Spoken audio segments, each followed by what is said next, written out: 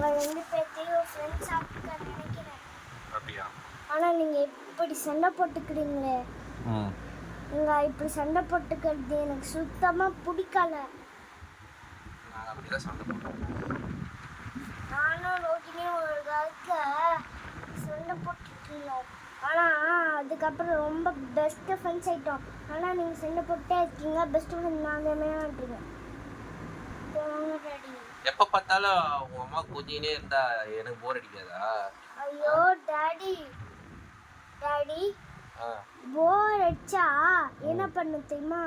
உனக்கு பிடிச்ச கிரிக்கெட் விளையாடு, டிவி பாரு, என்ன வேணாலும் பண்ணு. ஆனால் அம்மாவை மட்டும் டேக் பாஸ் பண்ணாத ப்ளீஸ். அம்மாவை பத்திரமா பார்த்துக்கோ, கூடவே பாசமாகவும் இரு, ஃப்ரெண்ட்ஸாகவும் இருங்க. அதான் நல்ல பழக்கம். அந்த அருந்ததியில கூட இப்படி காமிக்கிறாங்க. நீங்க சுத்தமா ஆக மாட்டீங்க.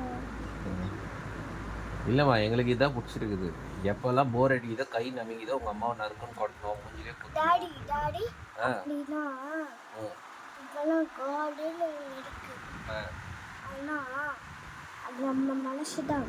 நம்ம மனசு கொஞ்சம் கோபமானது. நம்ம இப்படி காமிச்சோன்னா ஒருத்தவங்க அதுவே உருவாக்கி அதை ரொம்ப ஸ்ட்ராங்காக்கி சண்டை போட வச்சு ஒன்றை கூட பவலாம். அப்புறம் நீ வலி தாங்குவியா சொல்லு? தாங்குவியா? அப்படி ரொம்ப ஃபாஸ்ட்டாக வச்சா பாக்ஸிங் இருக்காங்க. இப்படி ஃபர்ஸ்ட் வயிற்றுலேயே வச்சா என்ன பண்ணுவா? பரவாயில்ல, நான் தாங்க. குழந்தை அச்சா தாங்குவியா? குழந்தை அச்சாலும் தாங்குவேன்.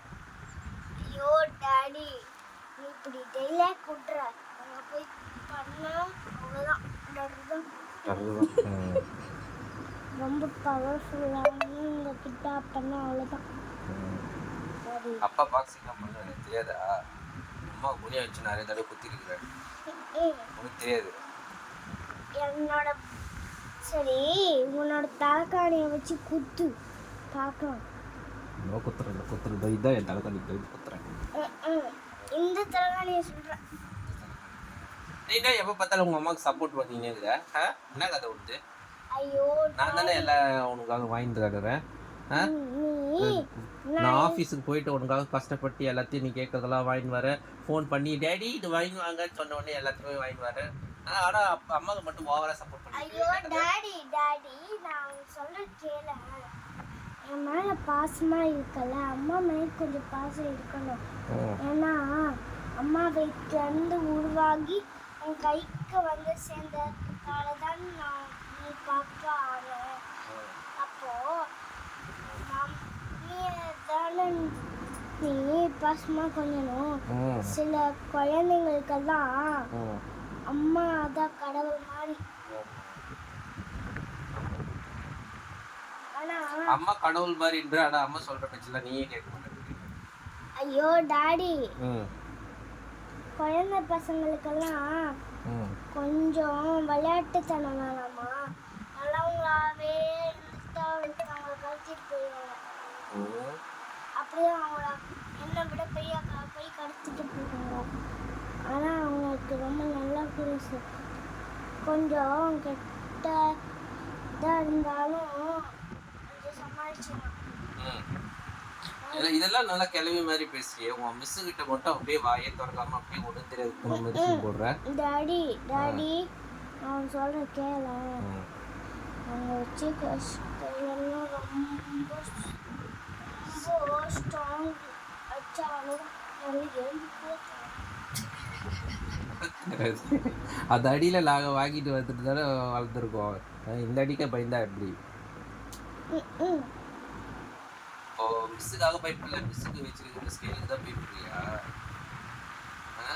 மிஸ்ஸை கூட ஏமாத்திடலாம், ஆனால் ஸ்கேலை ஏமாற்ற முடியாது. போட்டா பயங்கரமாக அடிக்கும். அப்போ பெரம்பு ஒன்று வச்சுக்கோடி. கம்மி இருங்க, குழந்தை போட்டு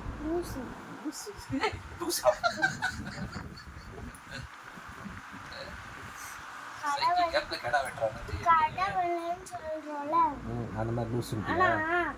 நல்லது செய்யறவங்க அடிப்பாங்க சொல்லி நான் அம்மாவை கடவுளா பார்க்கறேன். கடவுளா தான் பார்க்கறேன். முடியலையே, இதுக்கு நாங்கள் எல்லாம் கைவார செய்ய போகிறது தெரியலையே.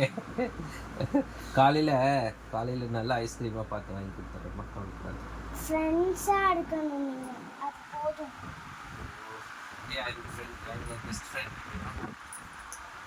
இதான் இப்போ தூங்கலாமா? ஆனால் எனக்கு தேவை இல்லையே. மேலே எத்தனை வர வெளியில